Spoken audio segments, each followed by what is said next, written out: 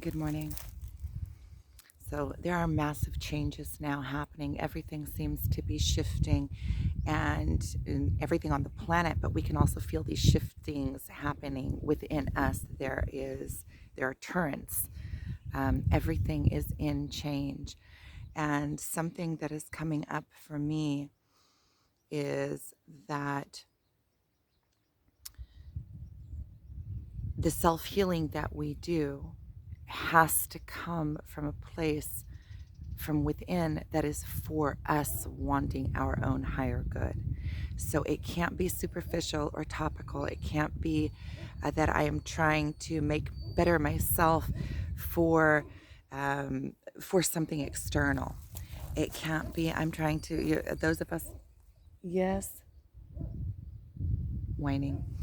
Um, for those of us on the counterpart journey or the twin flame journey, we are in when while we are in this chasing mode, while we are at that stage, we are constantly we're getting those mirrors and we are superficially fixing ourselves according to those mirrors.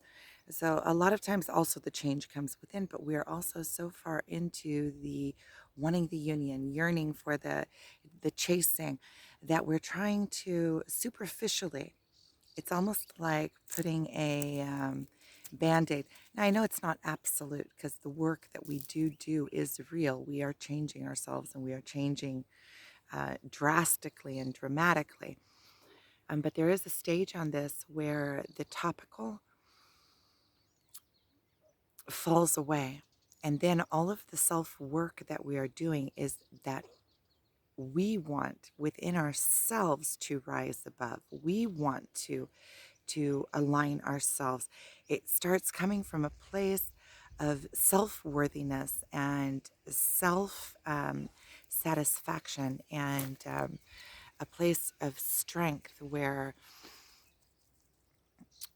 we are doing it for ourselves and for our own life experience. And it starts coming from a very authentic internal place where even if the work that you're doing and you're aligning yourself with your true self isn't aligning to anything outside of you, even your counterpart, um, you still just align yourself to your own truth and to your natural nature. And then when you are completely aligned, whatever is aligned with you will be attracted to you. And you don't, and in this way, you don't even have to. Um, it's all with ease.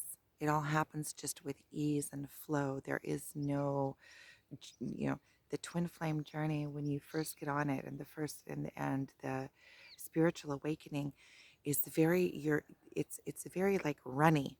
You start running, and and it's very like obsessive and it like jerks you around. It's like oh this, oh this, oh this, and you start getting under pressure in the spiritual realm, which are two, they don't go really good together, but you feel like you're getting jerked around and pulled around and like you get lost in the torrents of it, and there is some kind of urgency.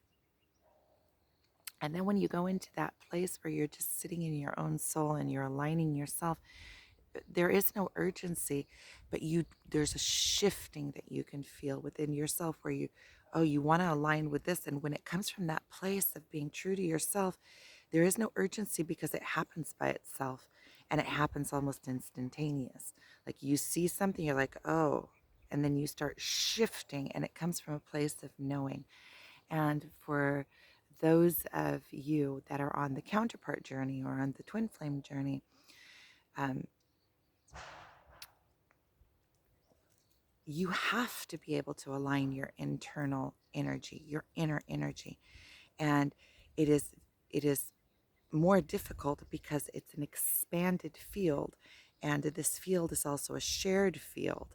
So you always have that pull and that draw to that other thing that is in your field, sharing your energetic field. But you have the power to align yourself to the divinity of that field. And it's more difficult. I don't want to say it's more difficult. I don't want to go on the negative side. I want to say that it is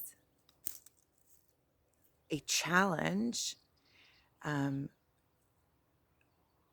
but a challenge that is doable, definitely. And that once you're able to do that, you become that much stronger because you're standing in that energy field and holding that energy. And it doesn't matter whatever else is happening in the energy field, you are holding the divine light of it. And all of these things have to come together at once. And what I'm finding, what that that connection there, when you have somebody in a shared energy field with you, you are connected. There is no scarcity. There is no absence in that. So the unity in the 3D world is irrelevant. It's as if there's these different um, everything is in existence. All the timelines come together, and in one of the timelines, you have this divine counterpart that you are always in like communication with, telepathic communication with, and when you can make harmony in that place, then you can make harmony in your life. And it's our job to make harmony in that place. And actually, in order for us to go back to lead a life, first of all, even to just lead a life, we have to balance out that energy, because otherwise we are always going to be in this tormented state, in the state of push, pull, in that state of the constant turmoil. You get yourself aligned, and then something hits your energy, and then when you're not completely standing strong in your belief system within yourself, holding the energy, then you're getting swayed all over the place with the energy. So our first and foremost, we need to quiet ourselves, and this can be done through meditation. Um, and I think that this journey really takes us there in any case, because it gets to a point where there's so much noise that you just can't be in that noise anymore. And then you're kind of brought into this place of quiet. Um, and then in the place of quiet, you can really listen to yourself. And the voices have to be your own internal intuition, your own internal alignment. It can't be that I'm trying to align myself to to my twin, to an external place, so that I will be accepted in that place. It's first, let me be whole. Let me find my balance. Let me be accepting in myself. No matter if it aligns with them or them or them, it doesn't matter what they're doing. Align myself with myself internally completely. It comes from it's a completely different feel than that feel of desperation and chasing after and trying to make something external complete me, or I have to find unity to be whole. Um, that's when you give up completely, give up on finding union.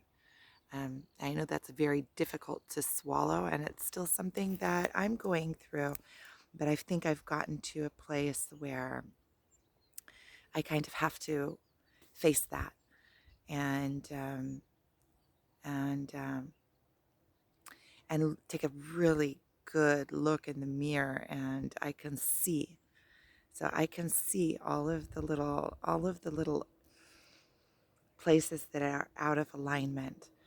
And well, at least I can see the beginning of the path, so I can see steps to take. So really, the place of self-healing, the place of doing the work, has to come first of all for me, and each and every one of us. It has to come for us, from a place of us giving self-love to ourselves, wanting to heal and live in this life in in alignment. And then afterwards we can take that energy, or I think it happens pretty much simultaneously, take the energy of the shared force and align that within. Uh, Take our energy and calm. It's like calming torrents of a sea. Everything around us is calm, and then it spreads. And then as we do that to the energy field, we also give peace to our counterpart, which heals us, because then we're not tormented by them being, you're sharing this energetic field. You have to both be aligned. Otherwise, the energetic field will always have noise, and you'll always have to be holding in that place, all the time working in that place. So if you can balance your energy field um, enough to also balance it and give space for your counterpart to come into alignment as well, you're doing yourself self-love. Not only for them, but you're first of all loving yourself, because you are creating a space that you can be safe in. Because as long as the energy is going all over the place, you're going all over the place. Your emotions are going all over the place. You're not aligned. You're out of whack. You're in those strong emotions of up and down, and trying to figure things out, and it makes it difficult to lead a productive life. It makes it difficult to find satisfaction in your life when you're in that constant mode of survival. So the best thing that we can do for ourselves, and really something that we must do in order for us to live a fulfilling life and free of the pain, is to be able to, first of all, find self-love, to do the work for ourselves first and foremost. And secondly, balance that energy all around us as well as we can. I know that that's something that is difficult to do, but as long as you can see it, if you can see what I'm saying and understand it, then you already have a like it's like you threw out a target. Like, okay, I know that that is capable. I know that I can get to that place. And then I think that sometimes just in knowing where you're headed, it helps the process to happen more freely and clearly, because you can let go a little bit, knowing that you're going to be caught. And this journey will catch you. As if when you're on the twin flame journey or the spiritual awakening journey, it catches you. When you let go, you are divinely guided into the next part, the next stage.